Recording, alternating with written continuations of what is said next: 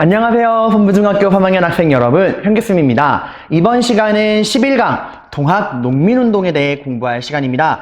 프린트는 11페이지고요. 교과서는 22에서 23페이지에 해당하는 부분입니다. 자, 여러분, 우리가 지난 시간에 긴 시간이라서 어떤 내용을 배웠죠? 그쵸. 개화파가 어떻게 형성이 됐고 어떤 일을 계기로 분화하는가 배웠어요. 자, 개화파가 분화한 계기는 뭐였죠? 그쵸. 이모군란이었죠. 그죠? 그 이모군란을 계기로 이 개화파가 뭐랑 뭐로 갈라졌죠? 그죠? 급진개화파와 온건개화파로 갈라졌습니다. 이 둘의 차이는 뭐죠?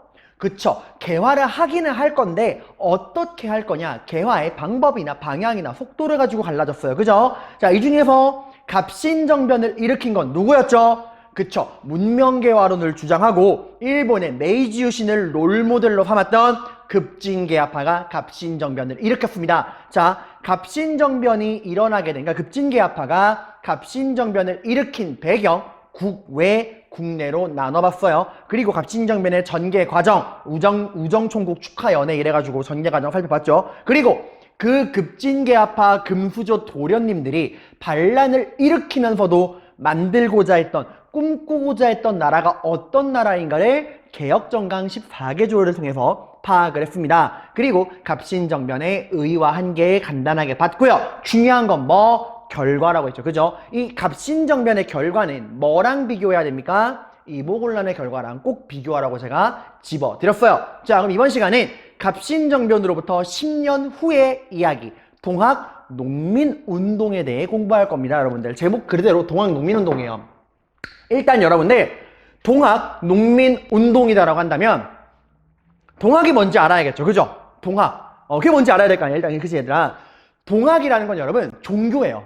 종교. 여러분이 믿는 뭐 기독교, 뭐 천주교, 불교, 이슬람교 같은 종교입니다. 근데 우리가 알고 있는 종교는 좀 자연 발생적으로 생긴 종교지만 이 동학이라고 하는 종교는요. 어떤 특정한 목적을 가지고 어떤 사람이 인위적으로 만든 종교예요. 목적을 가지고 인위적으로 만들어진 종교가 동학입니다. 그러면 누가 어떤 목적으로 만든 종교냐? 이 동학은요.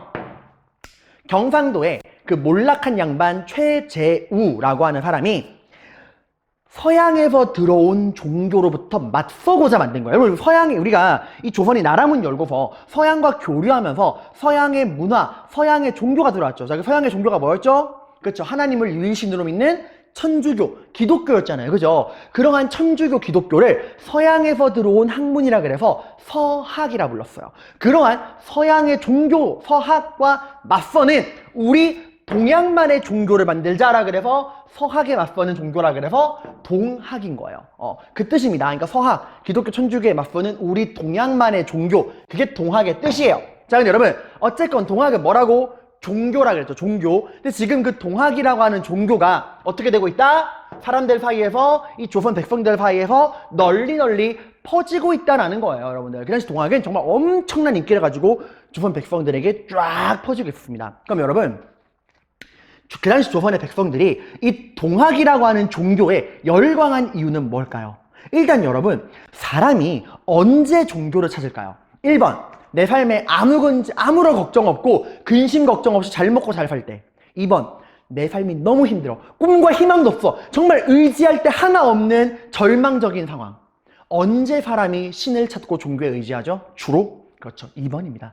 내 삶이 너무나 힘들 때 사람은 자연적으로 종교, 절대자를 찾게 돼요. 그러면 지금 조선 백성들 사이에서 이 동학이 어떤 종교인지 모르겠지만 이 동학이라는 종교가 사람들 사이에서 널리 퍼지고 있다는 건 조선 백성들의 삶이 좋다, 좋지 않다? 좋지 않다는 거야. 종교를 붙들고 종교에라도 의지해야 할 만큼 당시 조선 백성들의 삶이 힘들었다는 거예요. 그러면 무엇이 조선 백성들을 그 동학이라는 종교에 의지하도록 그 벼랑 끝으로 몰고 갔느냐? 일단 그거부터 살펴볼까? 그러니까 동학이 농민에게 확산된 배경부터 보도록 할 겁니다. 배경. 자, 당시 농민들의 삶은 좋았다, 좋지 않았다? 좋지 않았다. 농민층의 동요라는 걸 힘들었다는 거예요. 그럼 뭐가 농민들을 힘들겠느냐? 일단 여러분, 이 조선이라는 나라가 쓰시는 거예요, 이제. 조선이라는 나라가 개항, 나라의 문을 열고서 다양한 나라들과 근대적인 조약을 맺고 교류를 시작했습니다. 근데 이 조선이란 나라의 백성들 입장에서 여러분들 그 개항을 하고 다른 나라랑 이런 교류를 하는 게 백성들의 삶에 딱히 도움된 게 있나요? 없죠. 도움이 되기는커녕 외국 상인들이 우리나라로 들어와서 마구마구 경제적인 침략을 행했었죠. 그죠? 일단 첫 번째는 나라문 열리고 우리나라에 들어온 그 외국 상인들이 경제적인 침략을 어마어마하게 했다라고 하는 거예요. 경제적인 침략. 모든 나라들이 다 마찬가지였지만 특히 어떤 나라가 경제적인 침략이 굉장히 심했냐? 바로 우리 이웃 청나라와 일본입니다. 청나라는 뭐 때문에 어떤 조약을 계기로 이모군란 이후에 민비가 청나라에게 맺어 주었던 조약 조청, 상민, 수륙, 무역, 장정. 여기서 청나라 상인들에게 엄청난 경제적인 특권을 주었어요. 뭘 줬죠? 대표적으로 그쵸, 내륙지방 어디든 장사할 수 있는 내지 통상권이라는 걸 주었죠. 그래서 청나라 상인들이 그냥 조선 전역에 와가지고 깽판 치고 있단 말이야, 그지? 그리고 일본 상인들은 언제부터? 얘들은 역사와 전통이 깊어요. 강화도 조약 때부터. 강화도 조약에서 경제적인 침략 뭐 있었죠? 얘들은 뭐 안 내? 그치, 관세를 안 내죠. 무관세. 그리고 뭐를 마음대로 사갈 수 있죠? 그쵸, 무제한 곡물 유출. 쌀을 그냥 마음대로 사갈 수 있었잖아요. 그죠, 여러분들? 이런 식으로 청나라와 일본 상인들이 경제적 침략이 굉장히 심했어. 그럼 얘들아, 둘 다 나쁜 놈들이야. 둘 다 나쁜 놈들인데 이 중에서 조선 백성들의 삶을 더 힘들게 한 더 나쁜 놈은 누구였을까? 조선 백성들한테. 바로 일본이었습니다. 왜 일본이 더 힘들게 했을까? 일본은 여러분들 우리나라에서 뭐를 많이 사간다 그랬죠? 그쵸, 얘들은 우리나라에 쌀을 어마어마하게 많이 사갔어요.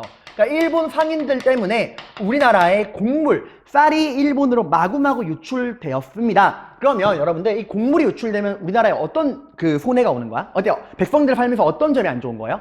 일단 쌀을 많이 사가니까 그 곡물, 쌀 가격이 어떻게 됩니까? 하늘 높은 줄 모르고 뛰죠? 자, 이렇게 쌀 가격이 오르면 놀부, 지주들, 몇 명 안 되는 지주들, 그냥 땅도 많고 쌀도 많은 놀부, 지주들이야 이득을 보지만 우리 같은 대다수의 가난한 흥부들은 우리가 먹을 쌀을 살 수가 없는 거예요. 쌀 한 가마가 10,000원짜리가 10만원, 100만원으로 뛰어버리니까 우리 같은 농민들은 당장 먹을 쌀이 없어서 굶고 있는 거예요, 여러분들. 자, 그럼 일본이 여러분들 왜 이렇게 우리나라에 쌀을 많이 사갔다 그랬죠?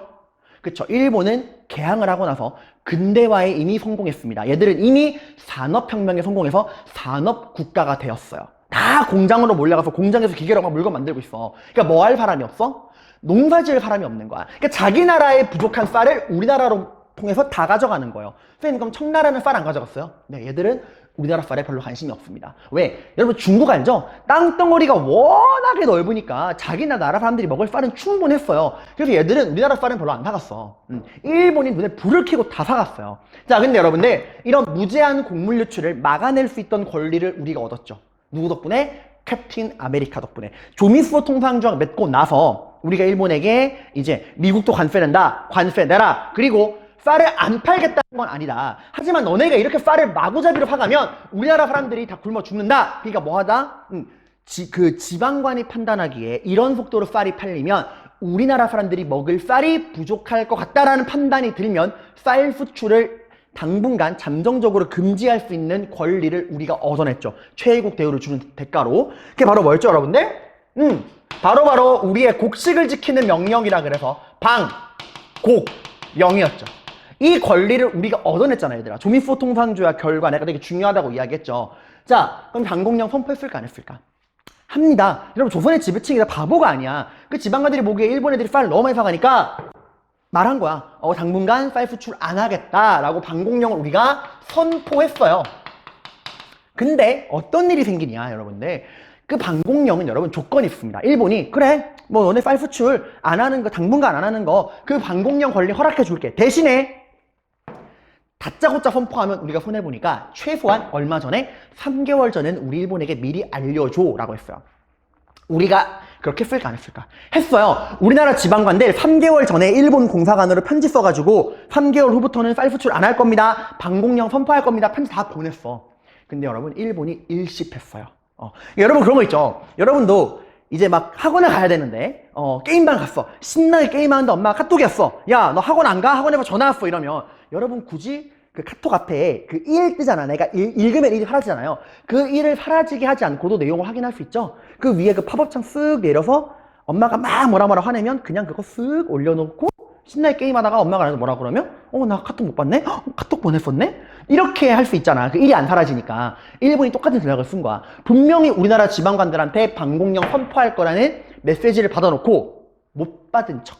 딱 뻑인 거예요. 너네 우리한테 왜 말도 안 하고 니네 마음대로 방공령 선포해? 라고 해버린 거야. 그러니까 방공령은 선포했는데 효과가 있었다 없었다? 없었다.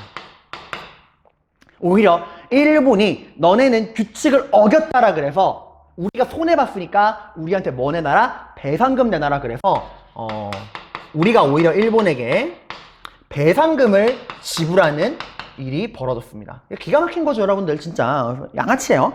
자, 방금 여러분, 자, 첫 번째 외국 상인들의 경제적인 침략, 특히 일본의 경제적 침략이 심했고 곡물 누출이 심했다. 자, 두 번째 볼 건데 여러분들, 두 번째는 우리가 여러분들 그동안 많은 사건들이 있었죠. 우리가 이제 뭐 이모군란이라든가 갑신정변 같은 사건들을 배웠는데 그 사건의 결과마다 다 우리가 뭘 지불해야 됐죠? 배상금을 지불해야 됐어요. 우리가 이제 나라에 힘이 없다 보니까 외국 애들에게 각종 배상금을 지불할 일이 굉장히 많았습니다. 대표적으로 뭐 있었죠, 여러분들? 이모군란 결과 일본과 맺은 재물포 조약. 우리나라 그 성난 군중들, 이모군란 때 가담했던 백성들이 일본 공사관을 불태우고 별기군 교관을 죽였잖아요. 갑신정변 때 그 갑신정변 결과 우리가 일본이랑 뭐 맺었죠? 한성조약. 그때도 우리나라 사람들이 일본 공사관에 불 질렀다는 이유로 우리가 배상금을 지불했죠. 이렇게 보니까 다 누구한테 지불한 거예요? 일본에게 지불한 거죠. 근데 여러분, 그 배상금의 금액이 어마어마했다는 거예요.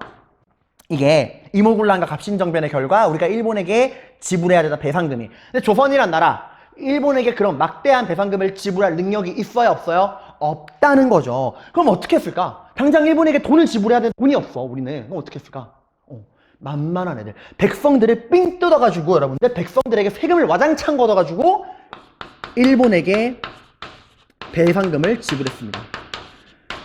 여러분, 이거 기가 막힌 일 아닌가요? 사실 여러분, 지금 배상금, 이모군란 갑신정변, 막말로 정부가 무능해가지고 무능한 정부 때문에 우리가 일본에게 배상금을 지불한 거 아니야. 근데 그 배상금을 지금 누구 보고 내라는 거예요?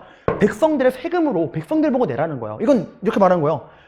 정부가 똥 싸놓고서 야, 나 똥 쌌어. 내 똥 닦아줘. 이거예요, 완전히 지금. 내 똥 닦아줘. 지금 이러고 있는 거야, 백성들한테. 백성들은 그 똥 닦느라 허리가 휘어지고 있는 거예요, 여러분들. 자, 이런 이제 무능함들이 있겠죠. 자, 그런데 여러분들, 사실 이런 봐봐, 1번이나 2번이나 사실 그 누가 무능한 잘못이죠?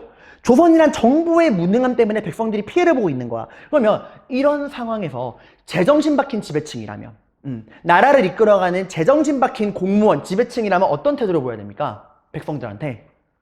그렇죠. 일단 사과해야죠. 사랑하는 조선의 백성 여러분, 얼마나 힘드십니까? 저희가 무능해서, 저희가 나라를 제대로 이끌지 못해서 나라가 힘이 없어서 백성 여러분들에게 이런 부담을 짊어지고 있습니다. 정말 죄송합니다. 근데 우리 힘들겠지만 조금만 더 힘을 내봅시다.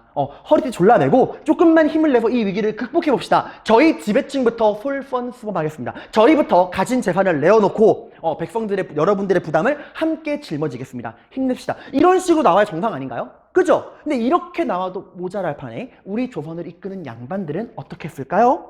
니들이 죽건 말건 나한테 중요한 건 내 배가 부르는 거야. 그래서 그 시대 지배층은 정말 여러분들 나라가 망하건 말건 백성들이 고통받건 말건 무능했어요. 지배층의 부정부패가 극에 달했던 시기입니다. 당시 지배층이 누구죠? 왕은 누구죠? 고종이죠. 하지만 내가 말했죠. 흥선대원군 물러나고 나서 고종이 친정은 했지만 고종은 실권이 있다 없다? 없다. 실권은 누구한테 있다? 고종의 마누라 민비와 그 민비의 일가 친척들 민씨일파에게 있다 그랬죠. 이 민씨일파는 본인들이 워낙 가난한 환경에서 인생 역전하다 보니까 돈 욕심이 기가 막히게 많았어요. 여러분들 돈에 컴플렉스가 있는 거야. 뭐가 다시 부활했느냐? 이 끔찍한 단어 기억납니까 여러분들? 그래, 세도 정치 때 배웠던 단어 매관, 매직. 나라를, 지방을 다스리는, 백성들을 다스리는 지방관 자리를 돈 주고 사고 파는 매관 매직이 부활했습니다. 흥선대원군이 그렇게 타파했던 매관 매직이 민씨 일파의 손에 의해서 부활한 거예요. 매관 매직은 어떤 부작용 가지고 오죠? 그렇죠? 일단 지방관으로 임명되는 애가 백성들을 위해서 능력 있는 애가 아니야. 뭐 많이 바치네요? 뇌물을 많이 바치네죠? 그러니까 얘들이 지방 가서 뭐 할까? 백성들을 다스려야겠다 생각을 안 합니다. 내 본전 찾아야지 라는 생각해. 지방관이 본전 찾는 방법이 뭐 있죠? 뭘 많이 걷는 거죠? 세금을 걷는 거죠. 이런 무능한 지배층들이 백성들에게 또 세금을 막고 걷는 거야. 야, 내가 안산시장 되려고 20억 원 썼거든? 내 임기 동안 30억 원은 뜯어가야겠다. 이런 식으로 되는 거예요. 그럼 여러분 이제 기분 나쁘겠지만 여러분이 민비 일파에게 뇌물을 바치고 지방관이 됐다 생각해봐. 이왕 뇌물 바쳐서 지방관 될 거라면 어떤 지방으로 가면 좋을까? 그렇지, 뜯어먹을 게 많은 지방으로 가야겠죠. 그래야 내 본전을 채우고 남을 거 아니야. 뜯어먹을 게 많은 지방으로 가야겠죠, 여러분들? 뜯어먹을 게 많은 지방은 어떤 지방일까요? 조선사회는 어떤 사회죠? 농업사회죠. 농업사회에서 세금, 돈을 많이 거치려면 그 지방이 뭐가 잘 돼야 돼? 농사가 잘 돼야 돼요. 그죠? 농사 잘 되는 지방이 가장 핫플레이스인 거야, 이 쓰레기들한테. 농사가 잘 되는 지방이 어디입니까? 평야가 많아야겠죠. 조선에서 가장 드넓은 평야가 있는 지역, 가장 농사가 잘 되는 지역, 가장 뜯어먹을 게 많은 지역이 어딜까요? 바로 전라도입니다. 그러니까 이 매간매직으로 지방 가는 애들이 가장 가고 싶어하는 데가 어디야? 전라도인 거예요. 그러니까 전라도는 쓰레기 중에 쓰레기들만 모이는 거예요, 완전히. 그러니까 전라도 농민들이 어떨까? 삶이 가장 힘든 거예요. 가장 쓰레기들이 모이니까. 그래서 여러분들 가장 힘든 게 전라도 농민이었고, 이 동학이라는 종교가 가장 많이 파고든 지역이 또 어디야? 전라도야. 왜? 삶이 가장 힘들었으니까. 그리고 동학 농민운동이 어디서 시작되느냐? 전라도에서 시작돼요. 가장 힘들었으니까. 이런 게 있는 겁니다. 아무튼 여러분들. 자, 그래서 여기 나오죠. 여러분 그 11페이지 뒷장 넘겨보시면 11페이지 뒷장 오른쪽 위에 보시면 개항 이후 조선의 상황이라는 만화가 나와 있어요. 각종 배상금 지불, 이 배상금은 다 백성들의 세금이라는 거. 일본으로 콩물 유출, 저렇게 무제한으로 가져가면 우리 뭘 먹고 사나? 탐관오리의 수탈. 정말 개노답 삼형제죠. 완전 개노답 삼형제 진짜. 아무튼 자, 이런 상황에서 여러분들 농민들의 삶이 힘들었다는 건데, 그러면 여러분 이런 힘든 농민들의 마음을 파고든 종교가 뭐라고요? 동학이라고요. 그러면 동학은 과연 어떠한 장점이 있길래 농민들의 마음을 파고들었을까? 사람은 힘들다고 아무 종교나 믿는 거 아니잖아요. 여러분 힘들다고 막 이상한 옹 질리고 이런 걸 믿는 건 아니잖아요. 그죠? 무언가 농민들의 마음을 딱 힐링할 만한 포인트가 있었겠죠. 그럼 동학은 어떤 포인트가 있었느냐? 동학의 중요한 교리가 뭐냐? 중요한 건데 좀 알아두세요, 여러분들. 동학이 농민들의 마음을 파고들 수 있던 비결, 바로 첫 번째는 제가 뭐라고 적었죠, 여러분들? 인내천. 뜻이 뭐냐면 인간이 곧 뭐다? 천, 하늘이다. 인간이 곧 하늘이라는 거예요. 우리 모든 인간은 다 하늘이다. 너도 하늘, 나도 하늘, 다 하늘. 자, 이렇게 되면 모든 인간이 하늘이라면 인간들 사이에 차별이나 신분이 존재할 수 있을까? 없죠. 양반도 하늘이고 임금님도 하늘이고 나도 하늘이고 노비도 하늘인 거야. 모든 인간은 뭐 하다는 거야? 평등하다라는 거야. 평등 사상. 자, 그리고 여러분들 또 어떤 얘기를 하느냐, 동학에서는 지금 여러분 조선의 삶이 어떻죠? 이거 헬조선이에요. 헬조선. 이 시대 안 태어나고 우리 감사해야 돼요. 헬조선이란 말이야. 근데 동학은 말합니다. 이 지옥 같은 헬조선은 언젠간 멸망할 것이다. 그리고 우리 농민들이 먹고 살기 좋은 새로운 세계가 열릴 것이다 라는 이야기를 합니다. 마치 기독교가 이제 우리가 죽으면 천국 간다라고 이야기하듯이 새로운 이상향을 설정해 놓는 거예요. 그게 바로 후천개벽이에요. 후천개벽. 시간이 지나면 하늘이 개벽 열릴 것이다. 그러니까 새로운 세계가 열릴 것이다 라고 이야기하는 거예요. 그러니까 이거는 사회개혁을 이야기하는 거죠. 자, 여러분이 농민이라도 어떤가요? 이렇게 힘들 때 이런 이야기를 한다면 새로운 세계가 열릴 것이다. 우리 인간은 모두 평등하다. 동학 안 믿고 되길 수가 없겠죠. 당시 이런 동학에 푹 빠진 유명한 유인이 바로 누구냐? 여러분 다 아는 사람이에요. 백범 김구 선생님. 여러분 김구 선생님은요, 찢어지게 가난한 노비 출신이었어요, 어릴 때. 그래서 맨날 양반들한테 싸대기 쳐맞고 이 천한 노비노마 이러고 맨날 하다가 하루도 김구 선생님이 맨날 양반에게 두드려 맞고서 엉엉 울다가 우연치 않게 이 동학 교도들이 모이는 집회장에 간 거야. 그래 가가지고 이제 쭈뼛 들어가는데 저 앞에서 딱 양반 수염 딱 기르고 양복 딱 차려입은 양반이 김구랑을 딱 걸어오더래. 김구가 또 때리려나? 어떡하지? 나 같은 노비가 들어와가지고 싸대기 맞나? 이러고 있는데 그 양반이 딱 김구 앞에 오더니 김구한테 인사를 꾸벅 하더래요. 그리고 형제님, 하늘님 오셨습니까? 하고 자기 손을 탁 잡아주더래. 왜? 동학에서는 모두가 평등하니까. 그 양반이 자기를 안아주고 존댓말을 쓰더라는 거야. 김구가 거기서 완전히 빠져든 거예요. 이런 종교가 있다니. 이런 아름다운 종교가 있다니. 해봐 김구가 그때부터 동학 신자가 됐어요. 백범일지에 나오는 이야기입니다. 그러니까 백성들이 주로 믿었고 노비들도 많이 믿었고 몇 명의 그 양반들도 믿긴 했어요. 아무튼 주로 농민들과 백성들에게 많이 퍼졌다는 겁니다. 근데 여러분 이런 백성들에게는 너무 아름다운 이 종교인 동학 양반들 특히 지금 이 조선의 기득권을 잡고 있는 이 매간매직하고 있는 민씨일파와 그 민씨일파에게 들러붙어 있는 기생충들은 이 동학이라는 종교가 마음에 들까요? 마음에 안 들겠죠. 야, 인간이 평등해? 너랑 나랑 같은 하늘이라고? 이건 개소리야. 야, 뭐? 지금 여기가 헬조선? 이 헬조선이 멸망한다고? 야, 여기가 왜 헬조선이야? 여기가 헤븐조선이야, 이 새끼들아. 이렇게 돼버리는 거예요. 그러니까 정부 입장에서는 동학을 가만 놔둘 수가 없는 거야. 농민들에게는 아름다운 종교지만 이 지배층들에게는 악마의 종교죠. 그래서 정부가 이 동학을 탄압합니다. 자, 동학을 만든 사람이 누구냐? 내가 말했죠. 그 경상도에 그 최재우라고 하는 양반이 만들었다고 했잖아. 그 최재우를 어떻게 했을까요? 동학 교주인 최재우를 잡아서 사형을 시켰습니다. 사형을 시킨 명분은 뭐냐? 너는 사이비 교주야. 네가 만든 이 동학이란 종교는 어리석은 백성들을 이상한 길로 이끄는 사이비 종교야. 너는 사이비 종교의 교주고 네가 만든 동학은 사이비 종교야 라는 이유로 최재우의 목을 잘라서 서울 한복판에 걸어놨습니다. 그리고 당연히 이런 사이비 교주가 만든 사이비 종교인 동학은 백성들이 믿을 수 있다 없다? 법으로 딱 금지시켰어요. 동학 믿는 사람들 다 잡아들였어. 자, 근데 여러분 동학 신자들이 가만히 있었을까요? 여러분이 동학을 믿는 신자야. 이런 아름다운 종교인데 우리를 사이비 종교래. 우리 교주님을 목 딱 잘라놓고서 사이비 교주래. 동학 신자들이 참을 수가 없는 거야. 그 동학 신자들이 말하는 거예요. 아닙니다. 우리 교주님은 사이비 교주님 아닙니다. 그리고 우리 교주님이 만든 동학이란 종교 사이비 종교 아닙니다. 우리 교주님의 이 억울한 누명을 벗겨주세요. 우리 교주님 사이비 교주 아닙니다. 라고 하면서 교주의 신분을 회복해달라는, 교주의 명예를 회복해달라는 운동을 벌이는데 이게 바로 교조 신원 운동이에요. 교주의 최재우의 신분을 원래대로 돌려달라라는 거야. 그럼 얘들아, 이들의 주장대로 최재우가 사이비 교주가 아니라면 그런 사이비 교주가 아닌 최재우가 만든 이 동학이란 종교도 사이비 종교가 아니라는 얘기죠. 그죠? 즉 이들이 주장하는 건 교주의 신분을 회복해달라 이 얘기는 결국 동학을 뭐로 해달라? 정식 종교로 인정해달라는 거예요, 여러분들. 이게 한마디로 동학을 사이비 종교가 아니라 정식 종교로 인정해달라는 동학 합법화 운동이에요. 아이고, 미안합니다. 동학 합법화 운동입니다.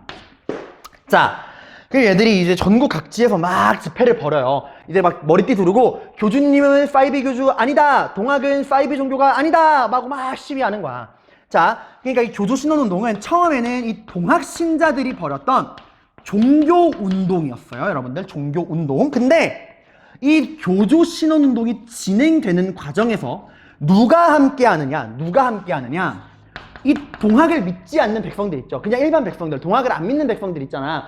가난한 이 동학과는 관계없는 가난한 백성들이 이 교조 신원 운동에 참여하게 됩니다. 가난한 일반 백성들, 동학을 안 믿는 가난한 백성들이 여러분들 참여하게 돼요. 참여하게 된다. 왜? 여러분 이런 거요. 예를 들어서 여러분이 대학을 졸업했습니다. 대학 졸업하고 바로 꿈의 직장. 요즘 꿈의 직장 뭐가 있을까? 삼성전자? 아니 뭐 공기업, 한국전기? 여러분이 원하는 꿈의 기업에 딱 취업을 한 거야. 대학 졸업하자마자. 그게 딱 출근 날이야. 정장 딱 차려입고 엄마가 아유 자랑스러운 우리 아들 딸 이러고 이제 딱 당당하게 출근하고 있어요. 근데 여기 딱 출근하고 있는데 저 골목, 저 길거리에서 사람들이 와, 이 정부는 우리의 그 젊은이들의 그 취업난 해결해라. 우리가 취업 못하는 건 정부 탓이다. 이러고 막 시위하고 있어. 그럼 여러분은 그 시위를 어떤 눈으로 바라볼까? 아유, 지들이 노력을 안 해놓고서 지들이 못하는 걸 왜 정부 탓을 해? 니들이 노력을 해야지 이것들아 하고 딱 지나가겠죠. 그죠? 근데 반대로 그럴 일은 없겠지만 또 그러면 안 되지만 여러분이 대학을 졸업했는데 백수야. 취업 안 돼. 아무데도 여러분을 써주지 않아. 벌써 대학 졸업한 지 5년이 지났는데 방구석 폐인이야. 백수야. 맨날 엄마한테 등짝만 맞아. 아유 나가서 알바라도 해 이거 사. 이래가지고 그날도 엄마한테 등짝 스매싱 맞고서 터덜 슬리퍼 찍찍 끌고 나와 있어. 아유 더러운 세상 이러고 있는데 사람들이 막 시위하는 거야. 정부는 젊은이들의 취업난을 해결해라 하고 시위하는 거야. 그럼 여러분 당연히 그 시위에 어떨까? 참여하고 싶겠죠. 그죠? 왜? 내 삶이 힘드니까. 그런 거야. 마찬가지야. 지금 조선 백성들의 삶이 어떻죠? 헬조선이잖아. 그러니까 이 가난한 백성들이 뭔지는 몰라도 사람들이 모여가지고 정부에게 무언가 막 시위하니까 뭔지 모르고 같이 껴드는 거야. 뭔가 정부에게 불만을 토로하니까 함께 참여하는 겁니다. 그래서 이 교조신원운동, 종교운동으로 시작했는데요. 점차 종합과 관련 없는 일반 백성들이 참여하면서 이 교조신원운동이 뭐로 바뀌냐? 정치운동으로 바뀌게 돼요. 자, 왜냐? 구성원들이 이제 동학을 믿는 신자들 뿐만 아니라 일반 백성들이 참여하니까. 그리고 이 일반 백성들은 이 교주의 신분을 회복하는 거에 별다른 관심이 없어요. 동학을 안 믿는 사람들이니까. 이들의 관심은 뭘까? 내 힘든 삶, 이 거지 같은 내 인생을 좀 바꿔주세요 라는 거야. 자, 그래서 이들이 원하는 거, 내 거지 같은 인생 바꿔주세요. 무엇이 그들의 삶을 힘들게 하고 있죠? 누가 경제적인 침략을 하고 있죠? 그렇지, 외국 상인들. 그죠? 그러니까 이 사람들은 뭘 원할까? 우리를 힘들게 하는 외국 상인들, 청나라, 특히 일본 상인들 같은 이런 외국 상인들 좀 쫓아내주세요 라고 이야기를 하는 거야. 그러니까 외국인들 좋다 싫다? 싫다는 거야. 외국인들 다 싫다. 외세 싫다라는 겁니다. 여러분 잠깐만요. 이거 좀 뗄게요. 자, 외국 상인들 싫다라는 이야기를 합니다. 그리고 또 백성들의 삶을 힘들게 하는 게 뭐가 있죠? 외국인들만의 잘못인가요? 아니죠. 무능한 이 지배층들도 백성들을 상당히 힘들게 하고 있죠. 그러니까 어떤 거야? 이 부정부패한, 이 썩어빠진 탐관오리들 좀 어떻게 해달라? 몰아내달라라는 걸 이야기합니다. 부정부패한 탐관오리들도 우리는 싫다. 그러니까 교주의 신분을 회복해달라는 그 종교운동이 점차 외국 상인들 몰아내주세요. 부정부패한 탐관오리들 좀 쫓아내주세요. 라는 이런 이야기로 바뀌는 거야. 구성원들이 이렇게 백성들이 참여하면서. 자, 이런 거 우리가 외국 상인들 싫다라고 하는 거. 외세에 반대한다. 그래서 우리가 이거 뭐라 그러냐? 반대한다. 뭐에 반대한다? 외세에 반대한다. 그래서 반외세라고 하고요. 이런 부정부패한 지배층을 반대한다라는 걸 우리가 뭐라 그러냐? 봉건이라 그래. 봉건. 여러분 이 봉건이라는 단어는 앞으로도 나올 건데 이 봉건이라는 단어가 어떤 거냐면 우리가 알고 있는 그 신분제 국가에서 잘못된 점 있죠? 뭐 부정부패, 뇌물, 탐관오리, 신분차별 그런 모든 전근대 국가의 잘못된 점을 다 봉건이라는 말을 써요. 봉건. 자, 그럼 여러분들 이렇게 반외세 반봉건인데 여기서 하나 질문. 그러면 이 동학신자들 입장에서 이 교조신원운동, 종교운동으로 시작한 이 교조신원운동에 일반 백성들이 참여하면서 이런 반외세와 반봉건의 성격을 가진 정치운동으로 이 변하게 됐잖아, 지금. 이게 동학신자들 입장에서는 좋을까, 나쁠까? 나쁘다고요? 아닙니다. 오히려 엄청난 개이득이었어요. 왜냐? 같이 땀 흘리면서 같이 머리에 띠들고 같이 시위하고 있잖아. 이거만큼 뭐하기 좋아요? 전도하기 좋은 게 없는 거야. 막 반외세 반봉건 외국상인 물러가라 하고 시위 딱 한 다음에 다들 좀 쉬고 있을 때 옆에 있는 백성들한테 물 한 모금 따라주면서 떡 하나 주면서 형제님 이번에 저희가 새로운 종교를 하나 들고 왔는데 한번 믿어보지 않겠어요? 이런 식으로 하면은 이 일반 백성들 입장에서도 이런 종교를 딱 들어보니까 우리 모두가 평등해? 새로운 세계가 열려? 야 나도 그거 믿을래. 이렇게 되는 거야. 그래서 이 교조신원 운동을 계기로 이 동학이란 종교가 조선 전 국민이 믿는, 전 농민들이 믿는 종교로 와 커지게 돼요.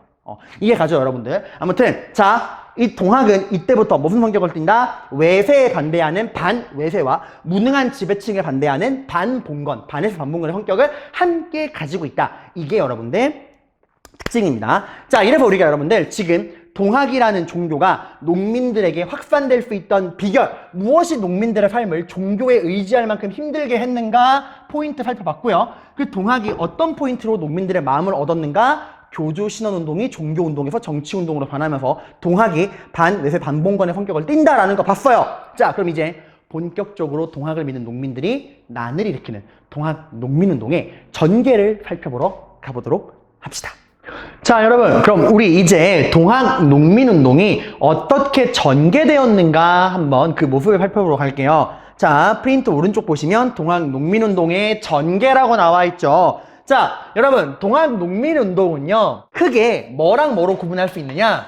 1차 동학 농민운동과 2차 동학 농민운동으로 여러분이 구분할 수 있어야 됩니다. 자, 1차와 2차를 여러분들이 각각 일어난 그 전개 과정, 순서를 묻는 문제가 되게 잘 나와요, 여러분들, 순서. 그리고 1차 동학농민운동과 2차 동학농민운동의 성격이 좀 달라. 성격이 달라. 그럼 여러분이 그 성격이 다른 걸 뭐를 통해 파악할 수 있느냐? 1차 동학농민운동에서 농민들이 내걸었던 구호와 2차 동학농민운동에서 농민들이 내건 구호가 달라요. 그 구호를 통해서 성격의 차이를 여러분들이 알 수 있어야 합니다. 자, 그래서 이제 전개를 볼 건데, 여러분 그 옆에 지도가 나와 있죠? 이 지도도 제가 이렇게 크게 뽑아놨습니다. 자, 여러분, 근데 동학농민운동은 사실 여러분들 이렇게 크게 안 일어날 수도 있었어요. 그러니까 이게 처음부터 1차 농민봉이 빵 터진 게 아니라 맨 처음에는 뭐가 터졌냐? 고부라고 하는 지방에서 농민봉기가 먼저 터집니다. 고부가 어디냐? 여기 전라도 지역에 있던 마을이에요. 아까 내가 그랬죠, 여러분들. 탐관오리들이 가장 탐내는 지역이 어디라고요? 뜯어먹을 게 많은, 농사 잘 되는 어디? 전라도. 그래서 전라도의 농민들이 가장 사는 게 힘들었고, 그래서 전라도 농민들이 뭘 가장 많이 받아들였다? 동학을 굉장히 많이 받아들였다 그랬죠? 그 전라도 중에서도 가장 인기 많았던 지역 중에 하나가 바로 여기 고부예요. 농사가 무진장 잘 되는 지역이었거든. 그러면 이 고부라고 하는 지역에 탐관오리들이 오려고 경쟁이 치열하겠죠. 그죠? 그 경쟁을 뚫고 오는 당연히 쓰레기 오브 쓰레기였겠죠. 당시 여러분 이 고부에 지방관이 누구였냐? 고부 군수가 누구였냐? 아 정말 여러분 이름 뭐야? 조병갑이야. 진짜 여러분 역사책에 이름을 남기는 방법은 다양합니다. 이순신 장군님처럼 나라를 구해도 이름이 남고요. 요렇게 탐관오리의 대명사 쓰레기지프레도 역사책에 이름이 남긴 해요. 그 수많은 탐관오리들 중에서도 최악의 탐관오리야. 여러분 우리가 흔히 갑질한다는 말을 쓰죠. 윗사람이 아랫사람에게 부당하게 헛짓거리나 갑질한다 그러지. 여기서 따온 거야. 조병갑 해서 갑질한다 라는 말이 나오기도 했다고 합니다. 자, 아무튼 조병갑은 정말 여러분의 상상을 뛰어넘는 탐관오리야. 몇 가지 예를 이야기해드리면은 자기 아버지를 추모하는 공덕비를 만들겠대. 만드는 건 좋아. 근데 얘들아, 자기 아버지를 추모하는 공덕비 누구 돈으로 만들어야 돼? 지 돈으로 만들어야 될 거 아니야. 근데 그 아버지의 공덕비를 만드는 걸 백성들 세금으로 걷어가지고 만들었어요. 그리고 농민들 상대로 구라도 칩니다. 야, 농민들아, 너희 농사 지을 거면 저수지가 필요하지 않니? 그 저수지를 한번 만들어봐. 그 농민들이 힘든데요. 이러니까 만들면 그 저수지를 마음껏 쓰게 해줄게. 그러니까 좀만 힘내봐. 라고 사람들은 막 선동을 한 거야. 그러니까 농민들이 열심히 저수지를 만들었어요. 만들고 나니까 입 싹 닫고 뭐라 그러냐. 이제부터 이 저수지에서 나오는 물을 쓸 때마다 나한테 세금을 내라. 이런 식으로 여러분들 막 상상을 뛰어넘는 쓰레기 짓거리를 한 거야. 그래서 당시 고부지방에 누가 살고 있었냐. 유명한 사람입니다. 전봉준이라는 사람이 살고 있었고, 그 전봉준은 비록 몰락하긴 했지만 양반 집안이었어. 그 전봉준의 아버지, 그 양반이 그 지역 양반으로서 더 이상 이 조병갑 때문에 고통받는 우리 고부 농민들의 삶을 외면할 수 없다 하고 전봉준의 아버지가 대표로 조병갑을 찾아갑니다. 가서 말하는 거야. 사또나으리 이런 식으로 백성들 삥 뜯으면 다 죽습니다 라고 항의하러 간 거야. 근데 여러분 솔직히 못할 만한 거 아니잖아, 그치? 근데 조병갑이 어떻게 했을까요? 전봉준 아버지를 때려 죽였어요. 형틀에 묶여서 곤장으로 사람을 죽을 때까지 곤장을 쳐서 전봉준 아버지를 죽여버립니다. 여러분 곤장 맞다 죽으면 어떻게 되는지 알아요? 하체가 다 터져 죽어요. 전봉준은 날밤을 꼬박 새고 관아 앞에 아버지 기다렸는데 아버지가 시체가 돼서 하체가 다 으스러져가지고 시체가 된 아버지를 만난 거야.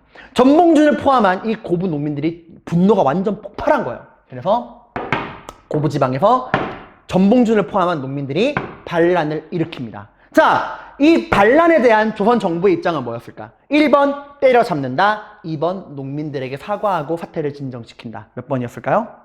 2번이었습니다. 왜? 이거는 누가 봐도 조병갑이 개쓰레기인 거야. 이건 실드를 칠 만한 거리가 안 되는 거예요. 그리고 조선 정부에서도 야 이건 좀 너무 심했는데 사탄도 절레절레 할 만하겠는데 해서 조병갑을 파문시키고요. 농민들에게 약속을 합니다. 너희들의 억울한 사정을 우리가 들어주고 너희들의 억울함을 우리가 풀어주도록 하겠다. 그래서 농민들이 정부가 말하는 거니까 믿은 거예요. 그래 이제 뭔가 나아지겠지 하고 농민들이 일단 반란을 그만두고 해산합니다. 근데 기가 막히게도 또 정부가 통수를 쳐요. 당시 여러분 말했잖아. 우리가 잘못했다. 너희들의 억울한 사정을 우리가 들어주고 풀어주겠다라고 말했잖아. 그러기 위해서 그 고부 지역 농민들의 그 억울함을 풀어주기 위해 파견된 게 바로 누구냐? 여기 나오는 안핵사 이용태라는 사람입니다. 안핵사는 관직명이야. 안핵사가 어떤 관직이냐? 방금 말했던 것처럼 억울한 사정이 있는 백성들을 달래주라고 만든 그 관직이 안핵사야. 그러니까 백성들 달래라고 만들어 놓은 직책이에요. 이걸로 파견된 애가 이용태라는데 얘는 조병갑 시즌2예요. 내 장래희망은 병갑이 형이 되는 거야. 그래서 조병갑 포스트2야 완전히. 그러니까 얘가 내려와가지고 달래라는 백성들 안 달래고 오히려 백성들을 또 잡아가지고 괴롭히고 폭행하고 막 한 거야. 농민들이 완전 빡에 친 거예요. 와, 정부가 우리를 상대로 또 거짓말을 했네. 더 이상 정부를 믿을 수 있다 없다? 없다. 이젠 진짜 반란이다. 그래서 고부 농민봉기 때 규모랑은 상대도 안 되게 어마어마한 수의 농민들이 모여서 반란을 일으킵니다. 이게 바로 동학 1차 봉기예요. 1차 봉기. 그러니까 어떻게 보면 정부가 조금만 잘 행동했었더라도 좀 덜 할 수 있었는데 이 정부의 헛짓거리 때문에 이런 일이 벌어진 거죠. 자, 1차 봉기. 모인 규모는 수천에서 수만 명입니다. 자, 이 1차 봉기, 전라도 전역으로 퍼졌어요. 이 1차 봉기는. 여기에 대한 조선 정부의 반응은 뭐였을까? 1번 때려잡는다, 2번 달래본다. 1번이었습니다. 이젠 더 이상 대화로 풀만한 수준이 아닌 거야. 이미 규모가 너무 커져 버린 거예요. 그래서 정부도 때려잡겠다라고 하고 이제 본격적으로 1차 농민봉기가 시작이 됩니다. 자, 이제 안핵사 이용태의 폭정으로 1차 봉기가 시작이 돼요. 자, 어디서 시작하느냐? 백산이라는 데서 시작을 하거든요. 백산? 여기 지도에도 나오죠? 백산이라고 하는 죠. 백산인데 여러분 이게 왜 백산이냐? 하얀 산, 그러니까 민둥산이었어요. 그 산이. 근데 여러분 여기 지금 제가 말하는 거 안 적어도 돼요. 가끔 자료로 나오긴 하는데 여기 좀 볼까요, 여러분들? 당시 여러분 농민들의 패션이 어떨까? 일단 우리 농민들 입고 있는 옷은 어떤 옷일까요? 다 여러분이 알고 있는 그 흰 옷 있죠? 농민들이 입는 그 하얀 옷. 흰 옷을 입고 손에는 뭘 들고 모일까? 반란이 일으켰잖아. 무기를 들고 모이겠죠. 그럼 농민들이 어떤 무기가 있을까? 막 기관총, 대포? 그런 게 없겠죠. 곡괭이나 낫이나 혹은 그 당시에 대나무 숲이 엄청 많았대. 그래서 농민들이 그 대나무를 잘라서 대나무 끝을 뾰족하게 갈아서 죽창을 만들었어요. 대나무 죽창. 그래서 이 대나무 죽창을 딱 해서 모인 거야. 근데 모인 숫자가 많아 적어? 어마어마하게 많은 거야. 그래서 그 민둥산인 백산에 농민들이 모여 있는데 여러분들 이게 여러분들 농민들이 죽창을 들고서 이렇게 딱 앉으면 죽창 들고 이렇게 딱 앉으면 산이 어떻게 보이냐? 대나무가 농민들이 들고 있는 죽창이 뾰족뾰족하게 보여서 와, 앉으면 이게 뭘로 보인다? 대나무 산으로 보인다 라는 말을 했고요. 반대로 농민들이 이제 죽창을 내려놓고 서 있으면 이 산이 뭘로 보일까? 농민들이 입고 있는 흰옷 때문에 이게 뭘로 보여요? 서면 백산이다 라고 해가지고 여러분 백산이 된 거야. 그러니까 그 정도로 농민들이 많이 모였다는 거예요. 여러분, 자, 지금 제가 말한 이 이야기 좀 적어두세요. 이거 가끔 나와. 농민들 보아라, 농민들이 모였으니 앉으면 죽산이요 서면 백산이로다 라고 하는 자료가 가끔 나오거든요. 이게 나오면 동학농민 1차 봉기입니다.